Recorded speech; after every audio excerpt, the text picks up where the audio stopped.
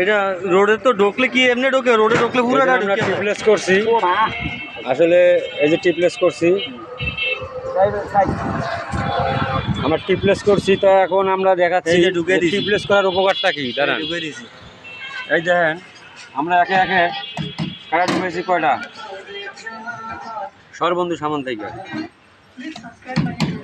এই দেখেন 4 টাকা ঢুকাইছি, আরও আছে, আরও ঢুকামু। দেখছেন কয় টাকা ঢুকাইছি? এই যে কাটা ঢুকাইছি, কিন্তু লিক হবে না, হাওয়া কমবে না। এখন আমরা এগুলি মনে করেন এই যে বার করে ফেলাইতে আছি, এই বার করতেছি, এই যে হাওয়া অফ। আবার মনে করেন এই যে একটা বার করলাম, এই যে হাওয়া অফ,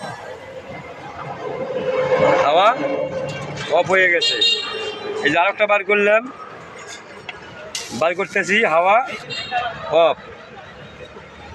এই যে আরেকটা বার করতেছি, হাওয়া এই যে অটোমেটিক অফ হয়ে গেছে। আবার মনে করেন এই যে আরেকটা বার করতেছি, হাওয়া অটোমেটিক অফ হয়ে গেছে।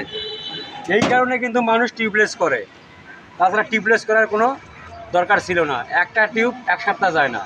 এখন আমরা যে টিউবলেস করে দিলাম, ইনশাল্লাহ টায়ার যতদিন চলবে ততদিন এই টিউবলেস থাকবে, কাটা হান্দাইলেও লিক হবে না। দেখেন হাওয়া কিন্তু সব অফ হয়ে গেছে, হাওয়া অহনো রয়েছে, হাওয়া বের হয়নি। এই পর্যন্ত